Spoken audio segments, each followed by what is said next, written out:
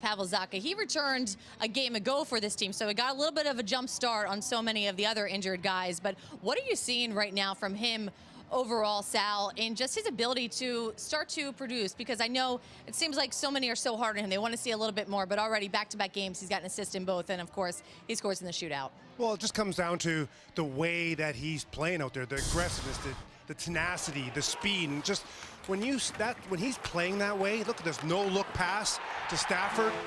His skill set will come out. He'll make those plays. He'll make those passes. And then again right here, understanding I got to push the Arizona D back. Great room for Stafford. Nice drop pass. But both those two passes to Stafford in 2 games now, Stafford didn't have to adjust his shot. Right on his tape in his wheelhouse, as we'd call it. And then right there, you know, Zacha, he saw Darcy Kemper moving laterally, left and right, stopping everything. You know what? I'm just gonna go shoot 5-hole. I'm not gonna allow him to be able to move and try to stop me. And so when you see Pavel Zacha making those type of plays consistently, that tells me that he's feeling good about his game. He's confident, and it's really important, like we've been talking about, for all these guys that have been injured to get some games going down the stretch here.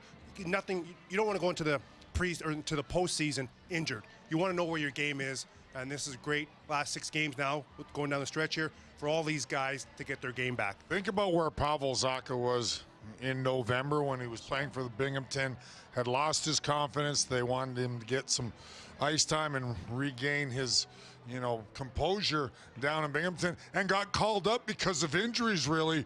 And ever since then, you see it, and I agree with you on that shootout. He was confident, knew exactly what he wanted to do. I said it on air, no fooling around. He picked that 5-hole. Kemper does get a little piece of it, but he's playing really good hockey right now. And if this continues, he's 21 years old, let's not forget. Yeah. So here's a guy that certainly could be a big part of the team moving forward, a big solution as far as getting back to the playoffs next year. Are you ever finding a difference in just where he's slotted at overall in the lineup? Maybe a third-line center role as opposed to the second? Maybe is he putting too much pressure on himself in those other situations? Well, I think all young guys do at times, but as your team gets better, as you get deeper, as you're more competitive and there's more internal competition, yeah, Pavel Zacha, wow, he'd be a really good third-line center if he continues to develop and can slot in the second hole every once in a while, I think. But I think sky's the limit. He's a kid still. Yeah. Some guys take a few more years, Bryce, than others to really develop. But you touched on it. Confidence, confidence, confidence. We're really seeing that in his all-around game right now. Yeah. And I think Erika, to add comments there is just, you're 21 years old. You're drafted 6th overall.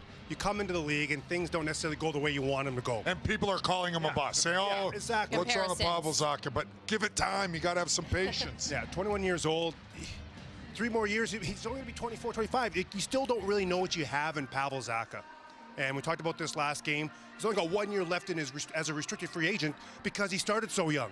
So, giving him a 2-3 year deal, there's more downside by not locking him up for some years than just saying, hey, we're done with him because he's 21 years old and he didn't pan out to be the 6th overall pick. Like, there's lots of hockey left in this kid's career. So often that's what, people from the outside observers look at. Well, he's 6th overall. Well, it doesn't matter where he slots. You don't have to be a superstar because you went 6th overall. You have to be an important cog to your team. He's one of the better defensive centermen around I've seen in this organization, right? Yep. And the Devils are deep in that regard. He can win draws. He's big. He's strong. Can do a lot of the little things. And I think his offensive game is starting to get better. That confidence we talked about. So I think he's going to be a big cog moving forward. Doesn't necessarily have to be a #1 guy just because where he was drafted. Right, absolutely. No sense in comparison, just really having that faith. And I think that defensive part of his game often goes just overlooked. Now let's turn to Mackenzie Blackwood, another young guy who we know has so much potential in this one. 23 saves on 24 shots, and of course he came up huge in the shootout. What do you just continue to like from Blackwood? Just his composure and the way he's able to move with his size. 6'4", he moves laterally, he's confident. Other than the first shot that was a screen, the goal on Ekman-Larsson's goal, he shut the door down. He was strong on the penalty kill. I talked about that a few times throughout the game.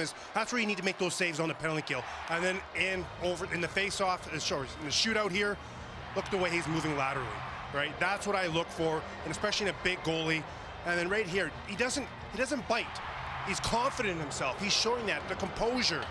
And you gotta, the post is his friend too, right? But when you're playing good and you're playing large and big, Big Daniel, you always say it too.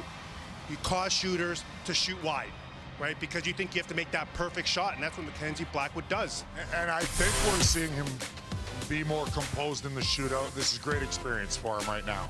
Definitely. So his record is now 8-9-0 in the season, 2.61 goals against average, a 917 save percentage, and he's got 2 shutouts, 23 saves, as I mentioned, on the 24 shots today he's faced, and he just continues to grow from that experience he's getting out there during these shootouts this season.